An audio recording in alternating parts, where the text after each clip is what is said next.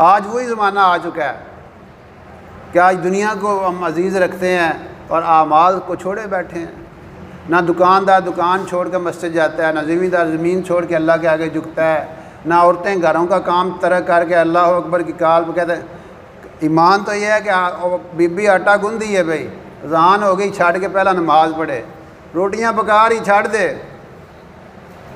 Cricket والے کھیل رہے ہیں اذان ہوتے ہی سب کچھ چھوڑ دیں، والی بال والے والی بال کھیلتے ہوئے ان کے کانوں میں اذان کی آواز پڑ جائے، چھوڑ کے جائیں پہلے نماز پڑھیں۔ کیا ایسا ہم کرتے ہیں؟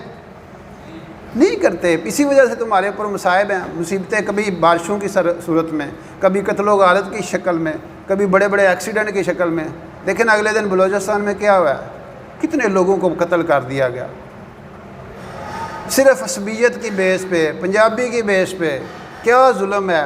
حضور علیہ السلام نے فرمایا جس نے کسی بندے کو قتل کیا جان بوجھ کے، مومن کو بغیر کسی ریزن کے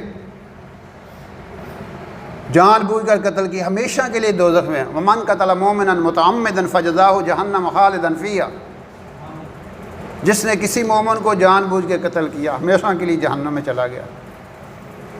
آج قتل کا مسئلہ ہی کوئی نہیں، چھوٹی چھوٹی موبائل پہ قتل ہو جاتے ہیں۔ موبائل دے دیتا ہے، یار تینوں موبائل لے لیا سم میں میرے نمبر بڑے ضروری نے وچ، انہیں آخیا اسی ڈاکے پہ مارنے تین سماں دا پہ ہے، چل بھائی ختم۔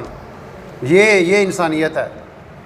یہ انسان نہیں، یہ درندے ہیں، یہ سانپوں سے بھی آگے ہیں، یہ درندوں سے بھی آگے ہیں، اور یہ بھیڑیے اور شیروں سے بھی آگے نکل چکے ہیں۔ یہ انسانیت کے نام پہ یہ بدنما داغ ہیں، ایسے یہ انسان نہیں ہے۔ ان کو پتہ ہی نہیں ہے کہ ہم نے مرنا بھی ہے، ہم نے اللہ کو بھی حساب دینا ہے۔ چھوٹی چھوٹی باتوں پہ قتل ہو رہے ہیں، اور پھر عصبیت کی بنیاد پہ، زبان کی بنیاد پہ قتل کرنا۔ حضور علیہ السلام نے فرمایا جو عصبیت کا نعرہ لگائے پہلے اس کو قتل کرو۔ پھر آپ نے فرمایا آخرت میں کیا، وہاں پہ اس کو دوزخ میں پھینکا جائے گا جہاں سے دوزخی بھی دوزخ سے پناہ مانگتے ہیں، اس حصے میں اس کو پھینکا جائے گا جو برادری کی بات کرتا ہے، برادری کو پریفرنس دیتا ہے، جو لینگویج کو، زبان کو پریفرنس دیتا ہے، جو علاقے کو پریفرنس دیتا ہے۔